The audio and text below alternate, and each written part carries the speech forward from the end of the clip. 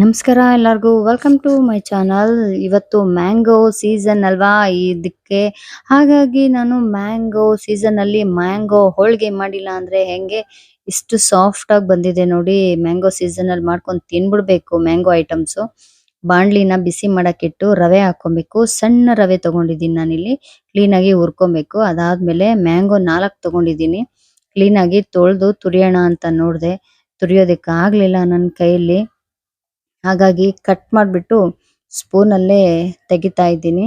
ಎಲ್ಲ ಕ್ಲೀನ್ ಆಗಿ ಸ್ಪೂನ್ ಅಲ್ಲಿ ತೆಗೆದು ಒಂದು ಮಿಕ್ಸಿ ಹಾಕೊಬೇಕು. ಮಿಕ್ಸಿಗೆ ನೋಡಿ, ಮಿಕ್ಸಿಗೆ ಹಾಕೊಂಡಿದ್ದೀನಿ. ಮಿಕ್ಸಿ ಮಾಡ್ಕೊಂಡ್ಬಿಡೋಣ. ಮತ್ತೆ ಹುರಿದಿರೋಂಥ ರವೆ ತಗೊಳ್ತಾ ಇದ್ದೀನಿ 1 ಕಪ್ಪಲ್ಲಿ. ಮತ್ತೆ ಕೋಕೋನಟ್ ಪೌಡರ್ ತಗೊಂಡಿದ್ದೀನಿ 1 ಕಪ್ಪು.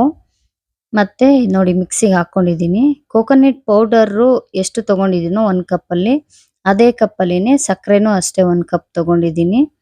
ಮತ್ತೆ ಮ್ಯಾಂಗೋ ಮಿಕ್ಸಿ ಕ್ಲೀನ್ ಆಗಿ ಮಿಕ್ಸಿ ಮಾಡ್ಕೊಂಡಿದ್ದೀನಿ.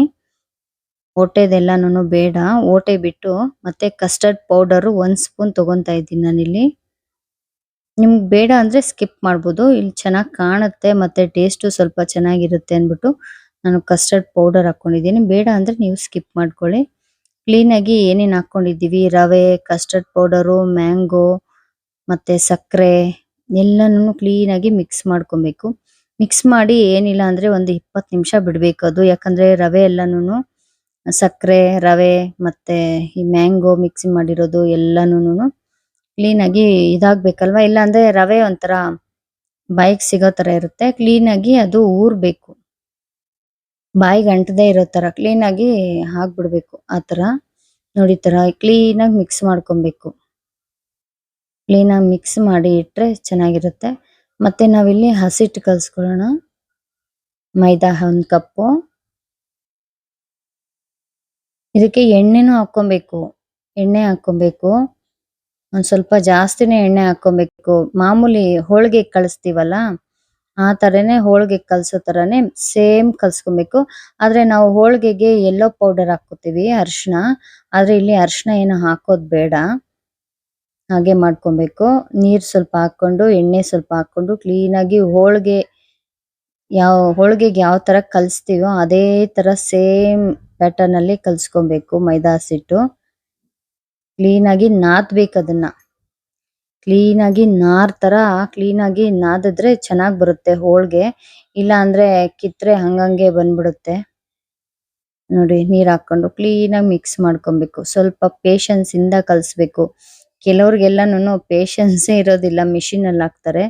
ಆದ್ರೆ ಕೈಯಲ್ಲೇ ಕಲ್ಸ್ಕೊಂಡ್ರೆ ಒಳ್ಳೇದು. ಎಣ್ಣೆ ಹಾಕೊಂಡು ಸ್ವಲ್ಪನೇ ಎಣ್ಣೆ ಹಾಕೊಬೇಕು.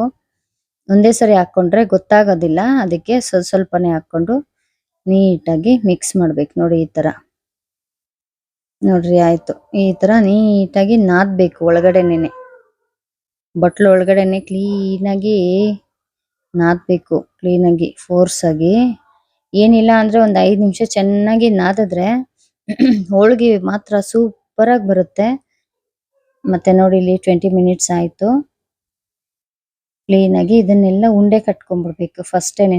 ಒಂದೇ ಸತಿ ಉಂಡೆ ಕಟ್ಕೊಂಡು ಇಟ್ಕೊಂಡ್ರೆ ಸ್ವಲ್ಪ ನಿಮ್ಗೂ ಈಸಿ ಆಗುತ್ತೆ ಮಾಡೋದಕ್ಕೆ. ಇಲ್ಲ ಅಂದ್ರೆ ಅವಾಗಿಂದ ಅವಾಗ ತಗೊಬೇಕಂದ್ರೆ ಒಂದ್ ಸ್ವಲ್ಪ ಕಷ್ಟ ಆಗುತ್ತೆ. ಒಂದು ಪ್ಲೇಟ್ ಅಲ್ಲಿ ಎಲ್ಲಾನು ನೋಡಿ ಈ ತರ ಮಾಡಿ ಇಟ್ಕೊಂಡ್ಬಿಡಿ.